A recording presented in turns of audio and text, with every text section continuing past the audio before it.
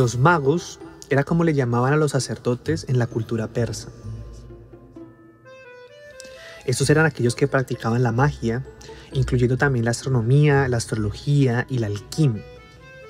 Fueron también conocidos por los griegos, e inclusive podemos recordar a los 3 reyes magos que llegan a visitar al niño Jesús. Los magos se caracterizaban por el culto y el estudio de las estrellas, también como aquellos que resguardaban el templo de Ahura Mazda, el dios del fuego eterno. Si bien es en la cultura persa que se origina este concepto o que empezaron a surgir los primeros magos, a lo largo de diferentes culturas el mago ha hecho parte de diferentes contextos y ha tenido diferentes formas de ser representado. Algunas veces visto como un gran sabio, otras como un gran charlatán. Si hay algo que podemos identificar es el interés de los magos por la unidad, por los principios de la creación, por la esencia de cada ser y por los fundamentos mismos de la divinidad. Y es de esta manera que llegamos al arcano número 1, la primera vibración, la inteligencia creadora, la voluntad creativa. Hoy vamos a hablar del arcano número 1, el mago. Bienvenidos.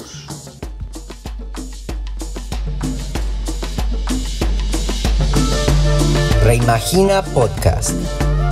Volver a imaginar lo imaginado.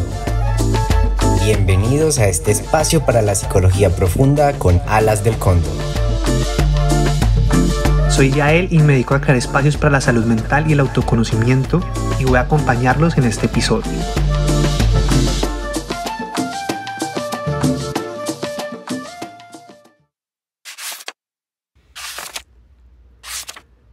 Como veníamos hablando en los episodios pasados, el tarot se vincula con diferentes saberes, bien sea la astrología, bien sea el cábala, con diferentes tradiciones espirituales. Esto va a depender de cada mazo, como también de cada estudiante y de cada aprendiz en torno al tarot, de la forma en la que cada persona quiera llevarlo. Es importante también para este estudio y esta exploración que estamos haciendo, recordar que la palabra arcano significa secreto.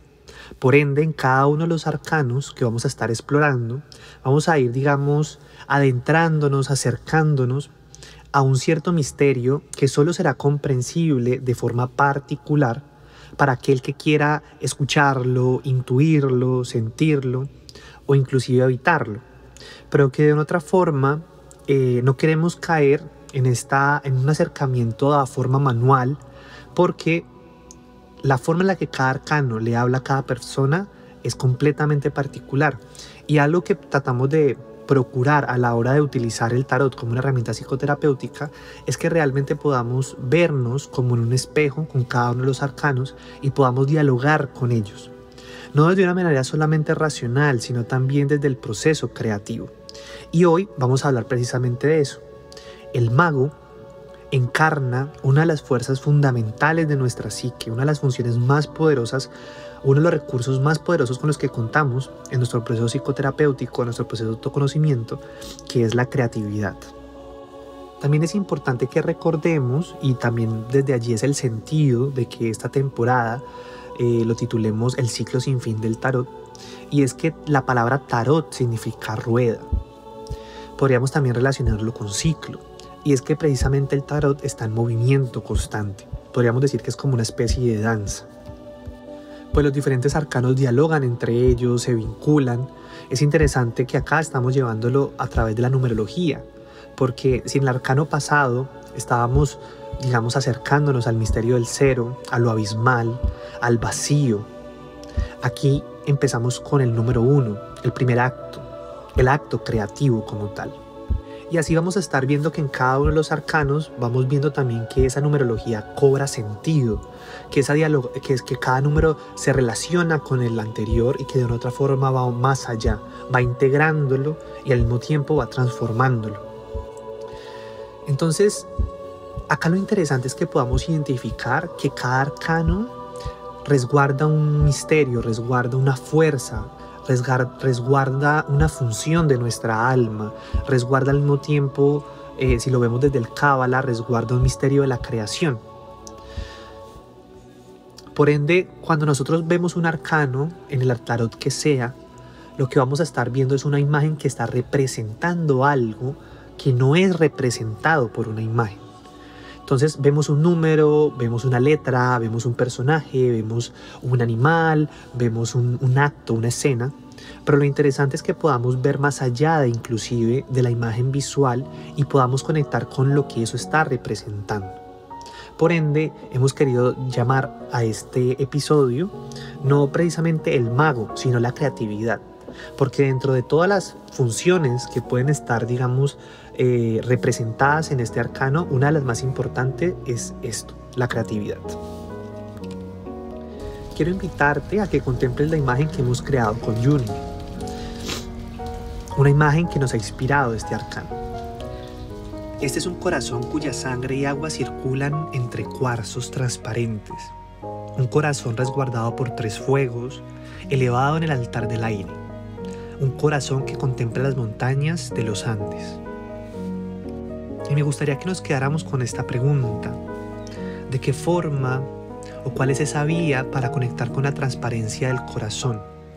¿Cuáles son esos elementos que avivan la fuerza de nuestro corazón?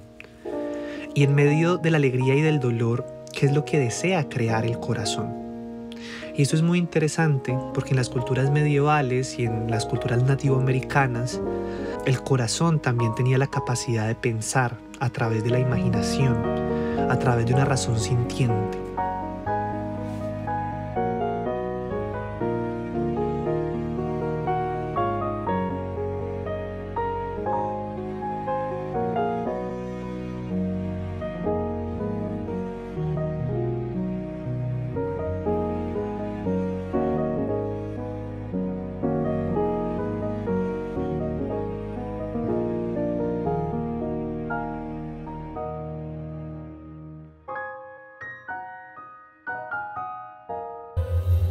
El mago, en conexión con su centro, vincula y conecta la ciencia del cielo con la ciencia de la tierra.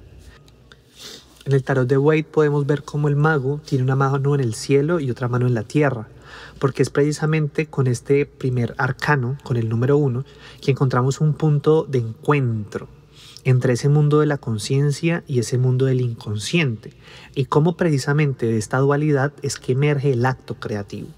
Esto es precisamente lo que nos enseña el psicoanálisis. La creatividad hace parte de una especie de economía, de una especie de circulación entre las imágenes, las sensaciones y los contenidos que provienen del inconsciente y cómo por medio de la acción emergen al plano de la conciencia. Esta acción, por excelencia, es la palabra, es el diálogo. El mago es el portador de la vara. Generalmente los magos suelen tener un báculo. Esta es su herramienta para dirigir su voluntad. El mago lo podemos relacionar con el logos.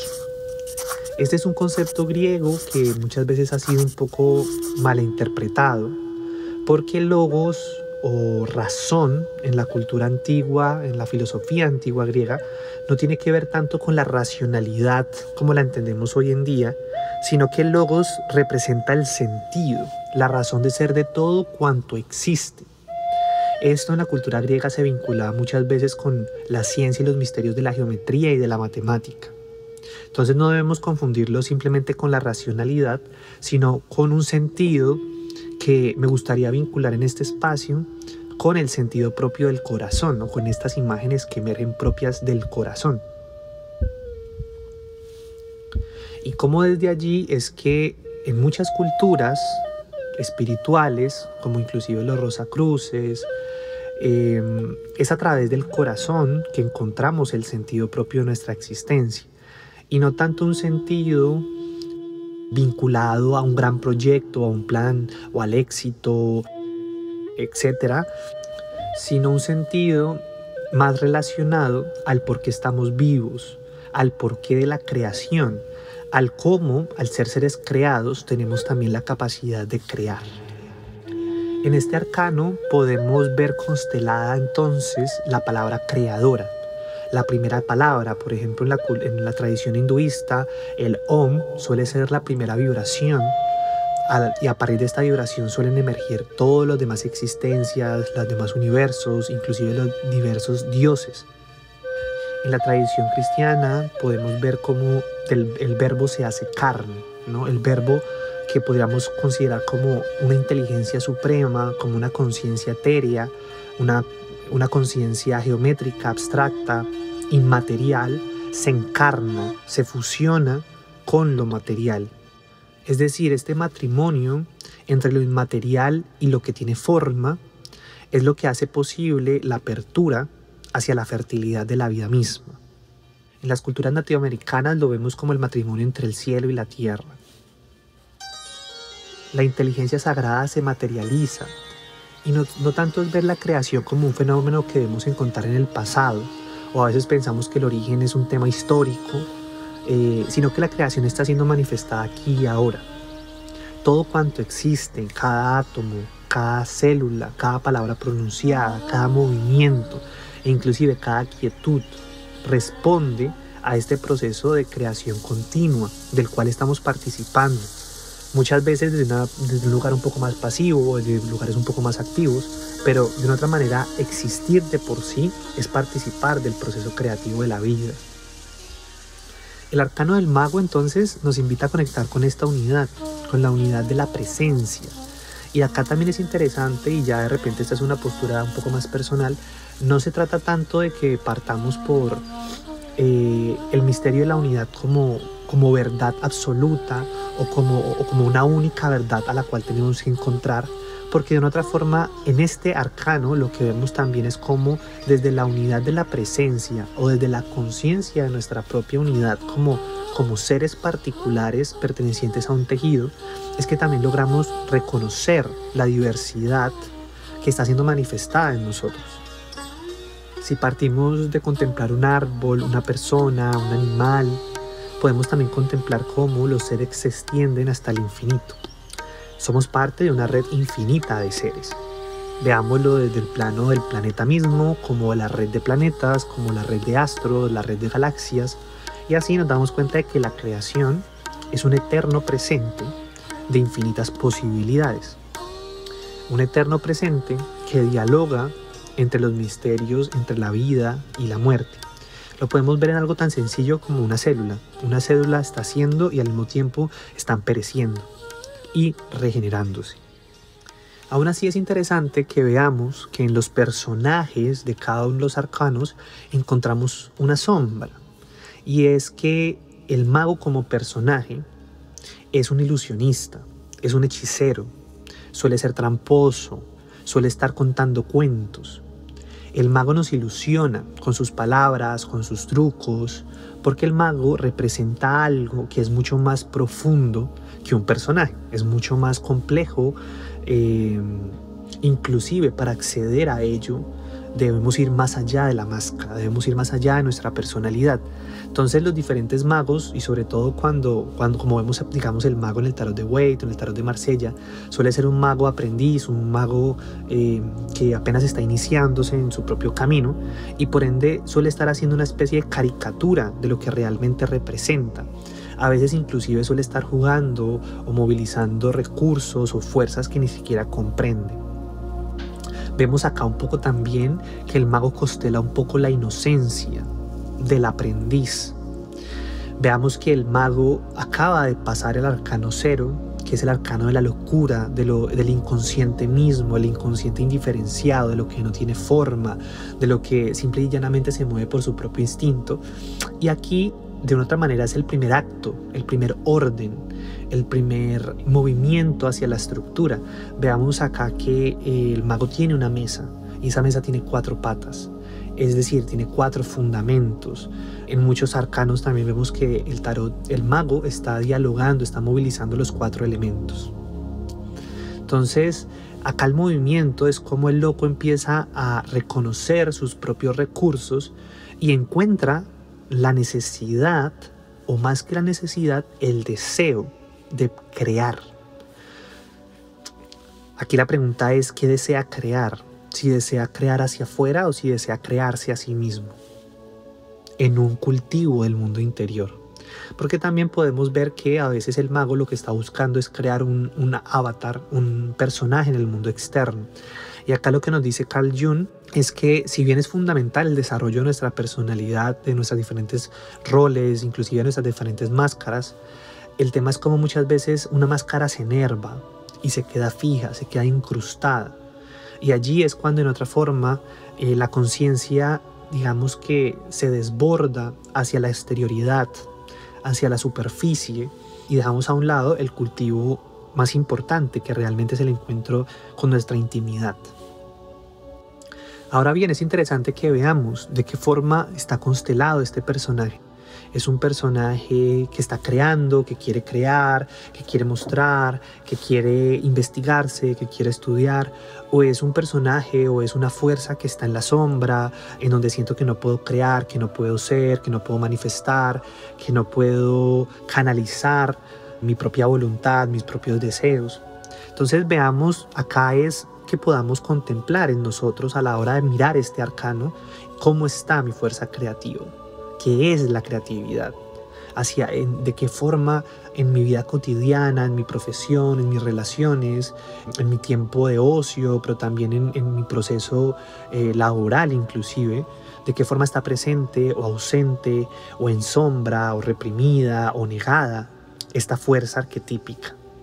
Entonces, si hay algo importante también a ver en este arcano, es que el mago reconoce sus recursos, cuáles son los elementos que están sobre la mesa.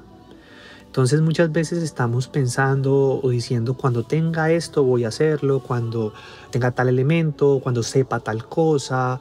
Es decir, constantemente nuestro proceso creativo se confronta con la falta, con la carencia, con es el otro el que puede pero no yo. Entonces acá lo interesante es que este arcano nos lleva a reconocer cuáles son los recursos con los que cuento. Preguntémoselo a la imagen que tenemos al frente en el tarot de cada uno de ustedes, sea el tarot de White, de Marcel, o el tarot con el cual hayan conectado. Veámoslo allí en la imagen. ¿Qué recursos tiene ese mago? ¿Qué características tiene? ¿Qué actitud tiene? Pero tratemos de verlo como un espejo. Es decir, ¿cuál es el aspecto ilusorio de mi personalidad? ¿Cuál es el aspecto cuentero? ¿De qué forma me engaño? Pero también desde allí también poder reconocer los aspectos potenciadores de este arquetipo. Y es el vínculo, la conexión entre nuestro inconsciente con nuestra conciencia. Ese movimiento requiere que confrontemos la sombra, que confrontemos nuestra trampa, nuestro hechizo. Pero al mismo tiempo, en ese movimiento es que logramos conectar con los canales posibles para la creación auténtica. Y eso depende de qué es realmente el camino que deseo cultivar, el camino que deseo empezar. Porque el mago es el camino, es el inicio del camino. Si viéramos los recursos del mago desde una perspectiva junguiana, y estos 4 elementos que después vamos a ver están digamos, se desplazan en las 4 palas, en las 4 barajas más allá de los arcanos mayores, lo veríamos como recursos fundamentales del alma. En ese sentido, esos recursos los tenemos todos. No son recursos materiales, no son objetos, no son inclusive libros, ni conocimiento, ni información externa. Y es como, pues, desde el mapa de la psique que propone Carl Jung, el fuego representa la intuición, ¿sí? Muchas veces la intuición es una de las vías por excelencia del mundo hacia el mundo inconsciente, ¿no? Veamos cómo, por ejemplo, los sueños no se trata tanto de que los analicemos o que los interpretemos, sino que podamos intuir qué es lo que están comunicando, qué es lo que están representando, qué es lo que expresa el alma a través del sueño, ¿no? Igual también frente a un camino, ¿no? Cuando hacemos un viaje, por ejemplo, muchas veces queremos tenerlo todo bajo control, pero un viaje siempre es un encuentro con lo desconocido y por ende se activa muchas veces esta función intuitiva. Entonces, partamos por ver que el fuego, como voluntad, como intuición, como instinto, es uno de los principales recursos con los que cuenta la función creativa. Otro es el agua, las copas. En algunos arcanos está representado con la copa del mago. El agua representa lo que no tiene forma, la emoción, el sentimiento, el movimiento de las aguas. Veamos que las aguas pueden estar estancadas, las aguas pueden ser aguas del río, pueden ser aguas oceánicas, pueden ser aguas contaminadas, pueden ser venenos, ¿no? También pueden ser pues fuente de nutrición, ¿no?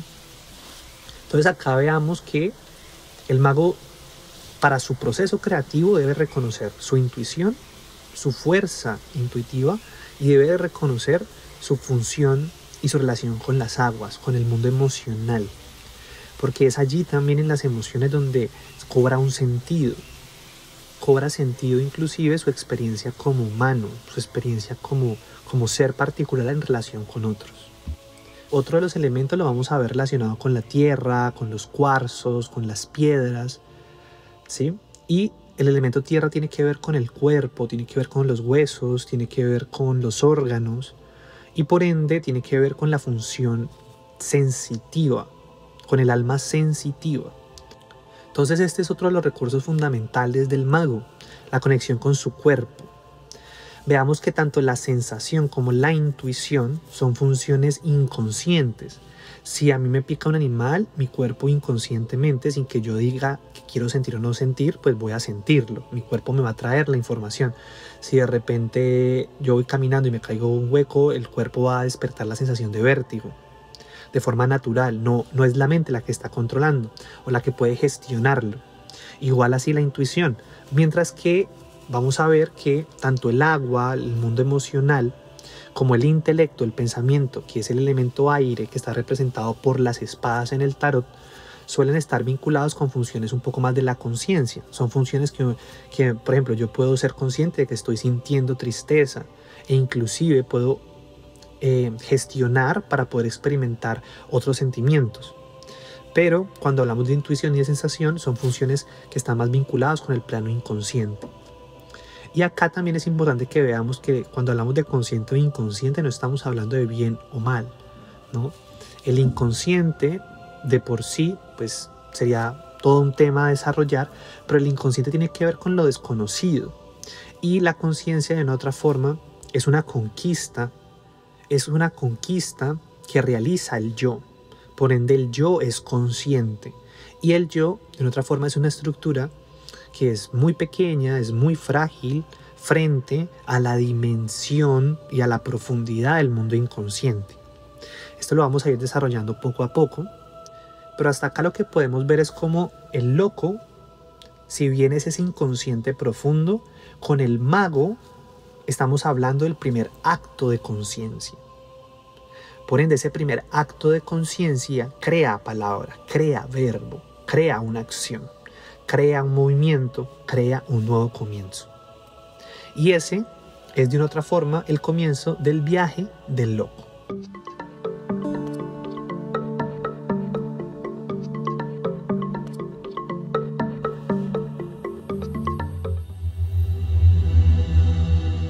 En la historia podemos identificar diferentes magos que han hecho parte del imaginario colectivo, que ya hacen parte de nuestras infancias, de nuestra vida, de nuestros cuentos, de nuestras leyendas. Por supuesto que es muy interesante poder identificar los diferentes magos que existieron dentro de la historia, pero de una otra forma llegan a nosotros más que nada a través de la leyenda, a través del mito, como lo pueden ser Merlín, Gandalf, ¿no? En El Señor de los Anillos, Dumbledore. Y estos personajes suelen encarnar la sabiduría del mago, sobre todo cuando está en su etapa de anciano, del arquetipo del Fénix. Y eso es interesante. Aquí empezamos a ver cómo dialogan los diferentes arcanos del tarot, porque en ese tipo de imágenes o de representaciones del mago lo que vemos es una conexión entre el mago como joven aprendiz y de repente el ermitaño como anciano sabio, ¿no? Podríamos decir también que esos personajes de una otra forma suelen desarrollar un papel fundamental en la historia del héroe. Veamos Harry Potter, veamos a Frodo o veamos a Arturo, ¿no? Y cómo el mago de una otra forma viene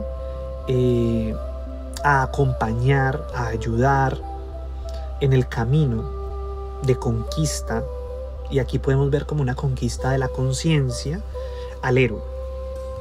Desde la psicología junguiana nosotros entendemos que los mitos, que los cuentos son, digamos, representaciones del mundo interno. Por ende, cada uno de los personajes no es que represente a personas, sino que está representando funciones de nuestra psique. Entonces veamos el héroe como esta función a veces de nuestro ego, de nuestro yo, de conquistar un nuevo conocimiento, un nuevo territorio, o salvarse, ¿sí? O integrar, ¿no? Muchas veces es fundamental este concepto en la psicología junguiana. Y vemos el mago como esa función, o que encarna esa función creativa, sobre todo a la hora de solucionar, ¿no? A la hora de resolver, a la hora en que el héroe se debe confrontar con aquello que teme, con aquello que lo confronta, con aquello que le da miedo, con aquello que lo desmiembra, lo destruye. Entonces el mago viene a generar ciertos recursos, ¿sí? Por ende es interesante que veamos que los diferentes magos suelen ser magos que crean magia, hacen magia, ¿sí? Y acá no es ver que de repente la magia o por arte de magia vayamos a solucionar nuestros problemas, sino que podamos verlo como algo simbólico. Y es que los magos generalmente suelen entregar ciertos tótems, suelen entregar ciertas herramientas simbólicas para ese proceso de conquista de la conciencia que está desarrollando el héroe. No obstante, también es ver que así como hablamos del mago, así como hablamos del héroe, también el villano es parte de nosotros, ¿no? Es esa parte que en algún momento vamos a estar desarrollando, que suele estar relacionado con la sombra, que lo veíamos inclusive en el arcano del loco, de la locura, que a veces suele ser este aspecto que viene a sabotear, a rechazar, a humillar, que nos lleva de repente a esa sensación de inferioridad, ¿no? O que nos lleva a pensar que no somos capaces, que no vamos a poder, ¿sí? O que nos confronta con el terror mismo de la existencia, con la separación, etc. Entonces vemos, por ejemplo, cómo Gandalf acompaña a Frodo a destruir el anillo, ¿no? Este anillo que le atormenta, que encarna el mal, ¿no? Y el héroe debe inclusive salvar todo su territorio, salvar a su comunidad, ¿sí? De que se desprenda el desierto, ¿sí? Monstruoso de la maldad. Vemos cómo Dumbledore le entrega la capa de invisibilidad, y a lo largo de las diferentes películas le entrega diferentes objetos simbólicos, ¿no? Inclusive le dice a Harry que es todo aquel que pida ayuda desde su corazón, ¿sí? Será ayudado en Hogwarts, y es a partir de allí que cuando debe matar el obelisco saca la espada, el sombrero. Esa es una imagen muy propia del arquetipo del mago, ¿no? La espada, el pensamiento, sobre todo el pensamiento trascendental, el pensamiento del logos, ¿no? El pensamiento con sentido, el pensamiento con valor, con honor, es ese pensamiento que logra de repente contar con el recurso necesario para destruir el monstruo. Esto también lo podemos ver un poco relacionado en Merlín, ¿no? Cómo este mago lleva a Arturo a que conquiste su propia realeza, conquiste el reino que ha sido, digamos, desvirtuado, ha sido tomado por un poder abusivo y violento, y cómo pues Arturo debe conquistar su propio, o reconocer su propia fuerza a través de sacar la espada de la piedra, ¿no? Entonces, bueno, estos son temas mucho más profundos. Obviamente en un capítulo no da para que profundicemos en la riqueza simbólica de los diferentes mitos, de las diferentes leyendas que tenemos frente al mago. Acá lo que me parece interesante es que podamos ver que el mago se relaciona internamente como una función de nosotros. Entonces, cuando estamos viendo una película, cuando nos movilizamos, cuando nos encanta, cuando nos maravilla, personalmente pues a mí todos los personajes de los magos me parecen muy interesantes, lo que estamos viendo es también cómo poder conectar, cómo poder reconocer este aspecto en nosotros, ¿no? Hoy en día pues podemos ver muchas representaciones en la cultura de esta función creativa. Lo podemos ver en el artista, lo podemos ver en diferentes profesiones, como profesiones inclusive relacionadas con la salud, ¿no? La psicoterapia como tal. No precisamente porque hagamos magia, sino porque buscamos crear el espacio para la contemplación de las imágenes, de la creatividad. Podemos ver al arcano del mago en el artesano, en el orfebre, o inclusive en la cocina. Es decir, el plano del proceso creativo es inherente a la existencia. Ahora, ¿cómo tomamos conciencia? ¿Cómo podemos potencializarlo? Es de lo que se trata y es allí donde encontramos en el tarot un ejercicio para ello. En la psicología junguiana, como hemos venido hablándolo un poco en este episodio, el arcano del mago, la fuerza arquetípica de la creatividad, está muy relacionada, y creo que a diferencia de otros enfoques de la psicología junguiana, al priorizar y entender y comprender la dimensión profunda del mundo simbólico en nuestra vida, como lo puede ser a través del sueño, a través de la imaginación, a través de la relación con nuestras memorias. Veamos que inclusive a veces pensamos que la memoria es algo absoluto y quieto, y realmente la forma en que entendemos nuestra infancia hoy quizás no va a ser la misma de aquí a un año, y sobre todo si estamos en psicoterapia, ¿no? Porque nuestra memoria también está configurada por imágenes, y por ende constantemente estamos reimaginándola, resignificándola, y es allí donde encontramos muchas veces una de las funciones más transformadoras de la psicoterapia, en el movimiento simbólico con las imágenes. Y esto es algo que de otra forma muchas veces está encarnado en este personaje, ¿no? La transformación que experimenta el mago. Vemos como en Gandalf, en la primera etapa, aparece como el mago gris, y una vez se confronta contra el dragón que emerge desde lo más profundo de lo inconsciente, esta energía devorante, desmembrante. Es una vez se confronta con esto que aparece convertido y transformado en un mago celeste, ¿no? En un mago solar, en un mago blanco. Y aquí me gustaría también ver cómo el arquetipo del mago también se conecta mucho con uno de los símbolos más antiguos de la humanidad. Lo podemos encontrar en la cultura egipcia, pero también en Mesopotamia también hemos encontrado algunos símbolos relacionados con el ave fénix, ¿no? Recordemos que esta ave acompaña a Dumbledore, ¿no? Y es ver también cómo esta función creativa está muy vinculada al proceso regenerativo, ¿no? El fénix como tal representa la fuerza regenerativa. Muchas veces también está relacionado con la fuerza del amor, y cómo el amor de una otra manera también atraviesa la regeneración. Debe confrontar los misterios de la vida, de la muerte, del perecimiento. Si lo conectamos con la simbología en la astrología, con Escorpio, el escorpión debe atravesar las aguas del veneno, pero recordemos que Escorpio no solamente es el escorpión, sino que también es el águila, que es otra de las imágenes que suelen acompañar al mago, que de hecho son las águilas las que suelen, ya una vez el héroe ha hecho su trabajo de destruir el anillo, es el que lo acompaña de retorno a su hogar, ¿no? Y entonces vemos acá que en el proceso de aprendizaje de Escorpio, el águila devora al escorpión que ha atravesado la densidad, que ha tomado el veneno del mundo, que conoce la sombra, la oscuridad, y es a partir de allí que renace como ave fénix. Entonces realmente Escorpio en astrología representa el ave fénix, y ese proceso de regeneración que debe experimentar el mago, ¿no? O que muchas veces el mago acompaña al otro para que pueda realizar este proceso de regeneración, o más que para que pueda, sino lo acompaña compartiéndole los recursos para que el héroe haga su propio proceso. Entonces acá es interesante que podamos ver ese movimiento entre ese loco que de repente no le importa nada, al loco que decide irse, marcharse, adentrarse en lo desconocido, caminar de forma solitaria, y cómo hacemos ahorita un movimiento hacia el arcano número 1, ¿no? Que ya tiene que ver con un asumir también un estudio, una labor, una profesión, un arte, una ciencia, y de una otra manera lo más fundamental, y por eso hemos representado el arcano del loco con un corazón atravesado por los elementos, avivado por los elementos, y es porque el corazón es fundamental a la hora de poder potenciar este arcano, porque depende de su corazón de qué forma se constele este arquetipo.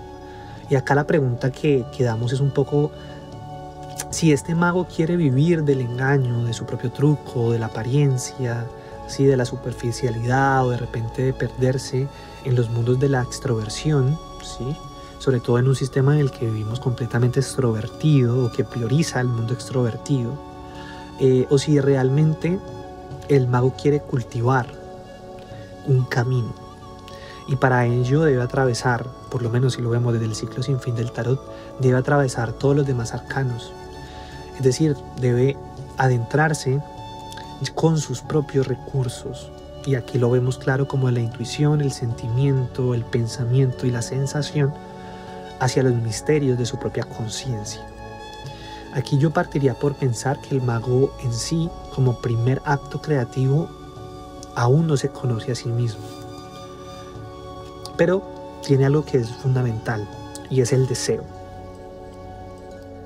En la mitología griega, nosotros podemos ver este arquetipo, lo podemos relacionar con el dios Hermes, que era el dios del intercambio, de los negocios.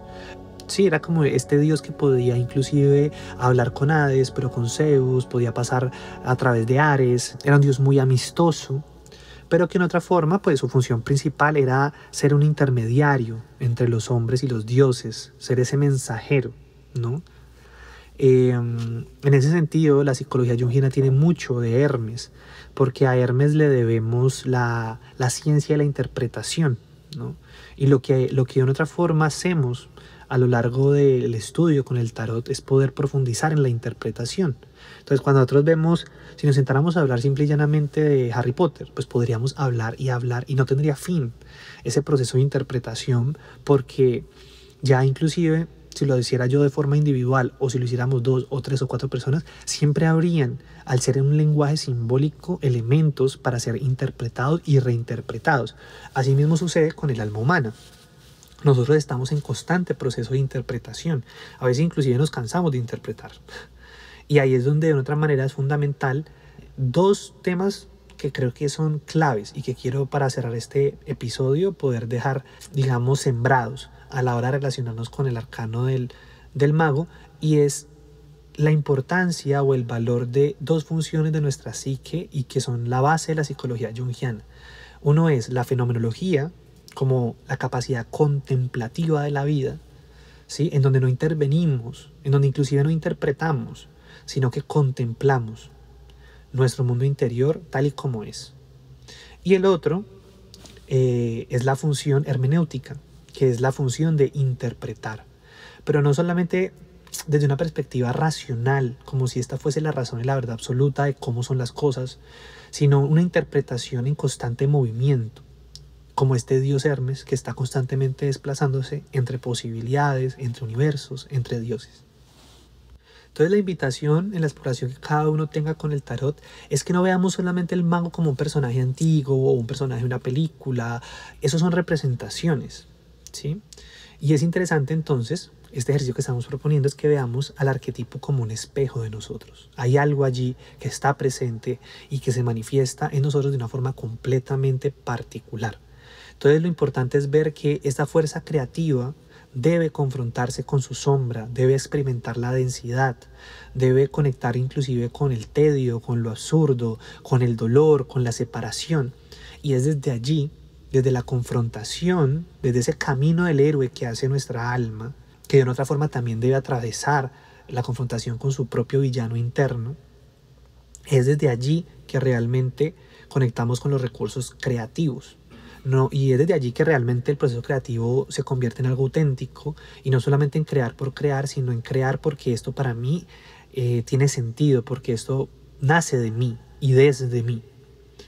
Y desde allí también es ver que el sentido no tiene que ser un sentido estereotipado, ni hegemónico, ni en función de ciertos rangos de estéticos, sino que tiene sentido porque desde mi lenguaje yo existo, yo creo, yo participo de esto.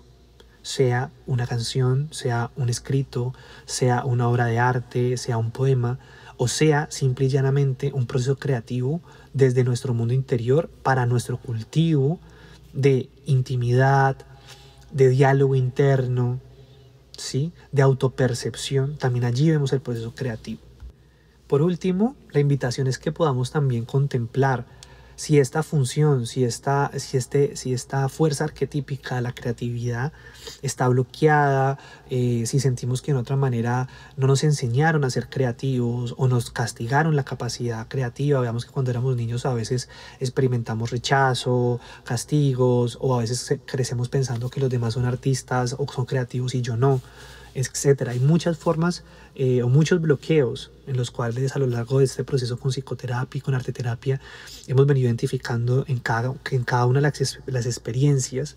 Pero es interesante que podamos quedarnos también con esa contemplación de qué forma crecí relacionándome con la creatividad y de qué forma en mi presente quiero relacionarme con la creatividad, porque es fundamental, desde lo más existencial hasta lo más práctico, poder reconocer y poder potenciar esta función de nuestra alma.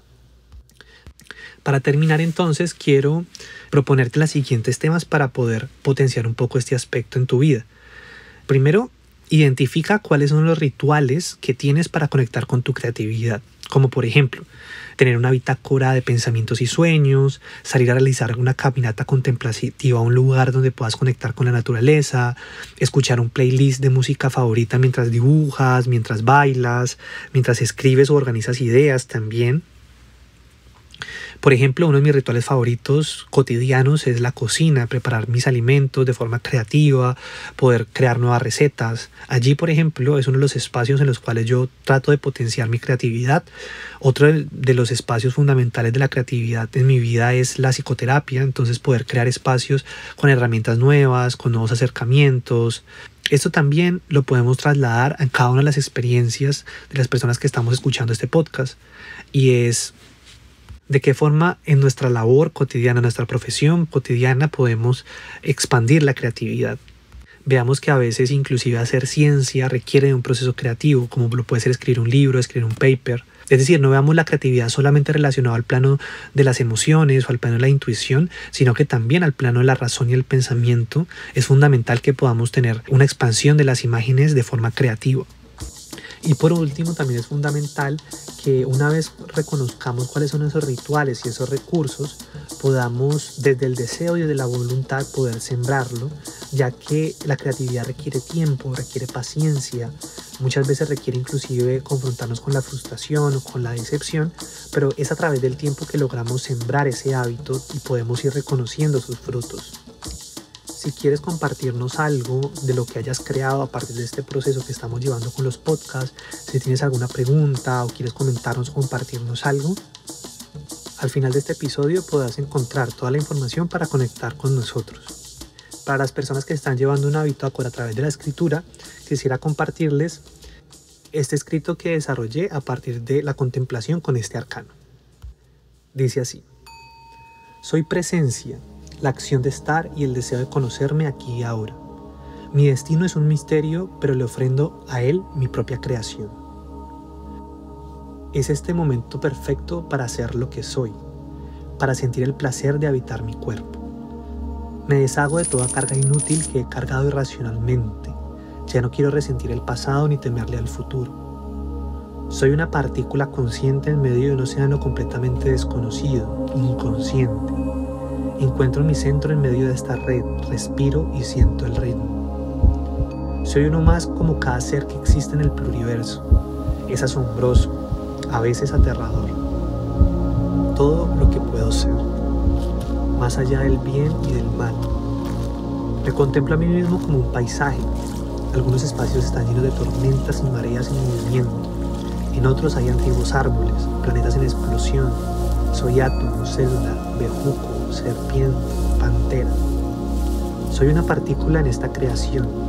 Soy un bicho con la capacidad imaginativa de crear. Mi ego es tan pequeño y frágil como una hormiga. A veces necesito descansar de la conciencia, sumergirme en sueños eternos, convertirme en micelio y naufragar. Abrazo mis heridas, me desprendo del control, reimagino mi programación. No tengo ningún sentido más que ser y estar. Desde la oscuridad aterradora emerge una pequeña conciencia. Soy como una vela que rinde culto al sol.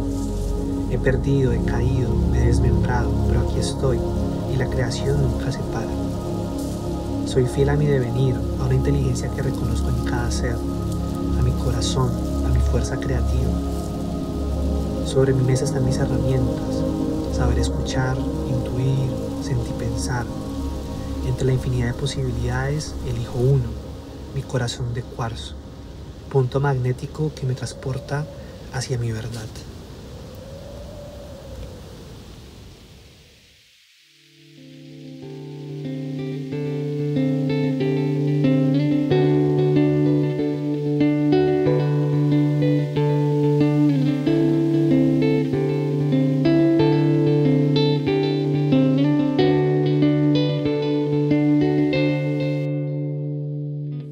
Reimagina Podcast es una idea original de SIC Yael y Alas del Cóndor, Centro de Psicología Profunda. Creamos espacios para la salud mental y el autoconocimiento, buscando experiencias transformadoras de conciencia, integrando saberes ancestrales y contemporáneos.